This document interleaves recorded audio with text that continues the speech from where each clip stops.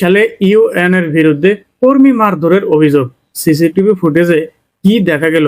ময়মনসিংহ 30 সালের একটি বালুরঘাটে ইজাদার এক কর্মীর উপজেলা নির্বাহী কর্মকর্তা অর্থাৎ ইউএনও মারধর করেছে বলে অভিযোগ উঠেছে।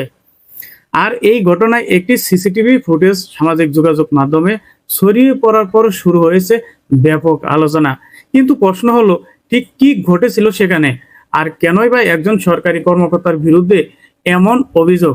ঘটনাটি ঘটে 11ই আগস্ট দুপুর 1:59 দিকে 30 সাল উপজেলা কাঁঠাল ইউনিয়নের কালীবাজারের কুলুরবাড়ি এলাকায় একটি বালুর বিক্রি পয়েন্টে। ইজারাদার পক্ষ ভাষ্য অনুযায়ী উপজেলা নির্বাহী কর্মকর্তা আনসার ও র্যাব সদস্যের সঙ্গে নিয়ে ওই বালুরঘাটে যান। সেখানে তারা কাগজপত্র দেখতে চান। এই সময় সৃষ্টি এন্টারপ্রাইজ ব্যবস্থাপনা সারোয়ার জাহান, যিনি ভাচ্চু নামে পরিচিত, অভিযানে আসা ব্যক্তিদের পরিচয় জানতে চান। আর এখানেই ঘটে যায় ঘটনাটি। সিসিটিভি ফুটেজে দেখা যায় পরিচয় জানতে চাওয়ার পরই ইউনো সারোয়ার জাহানকে থাপ্পড় মারছে বলে অভিযোগ করা হয়েছে। এরপর পরিস্থিতি আরো উত্তপ্ত হয়ে যায়। ফুটেজে দেখা যায় র্যাবের একজন সদস্য সারোয়ার জাহানকে সরিয়ে নেওয়ার চেষ্টা করছে। তবে সবচেয়ে গুরুত্বপূর্ণ বিষয় হলো, এ সময় সেখানে থাকা সহকারী কমিশনার ভূমি অর্থাৎ ছিলেন ইউনোকে থামানোর চেষ্টা করেছিলেন।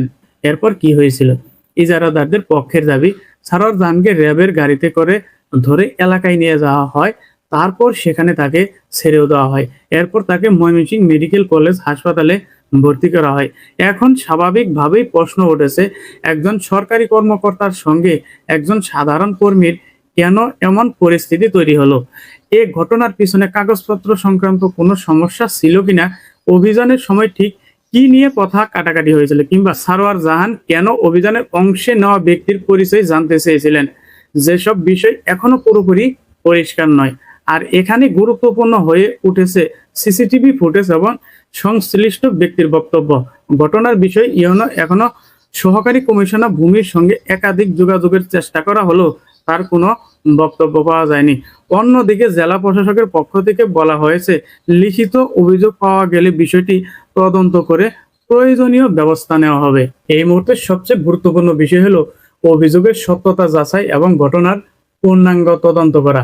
কারণ ভিডিওর একটি ঘটনার অংশে যা দেখা গেল, ঠিক সেই ঘটনাটাই কেন ঘটেছিল, ঘটনার আগে ঠিক কি হয়েছিল সেটাও পরিষ্কার করা দরকার।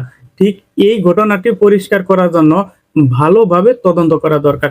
তবে একটি সরকারি অভিযান সময় একজন কর্মকর্তার বিরুদ্ধে কর্মীর মারধরের অভিযোগ উঠে আসা এবং সেই ঘটনা ভিডিও ছড়িয়ে পড়া নিঃসন্দেহে গুরুতর বিষয়। এখন দেখার বিষয়, লিখিত অভিযোগ পাওয়ার পর প্রশাসন কি ধরনের তদন্ত করে এবং তদন্তে ঠিক কি বেরিয়ে আসে। ঘটনার পরবর্তী আপডেট এলে সেটি নিয়ে আপনাদের জানিয়ে দেওয়া হবে। এই ছিল আজকের সংক্ষিপ্ত আপডেট। পরবর্তী আপডেট পেতে আমাদের সাথে থাকুন। ধন্যবাদ সবাইকে।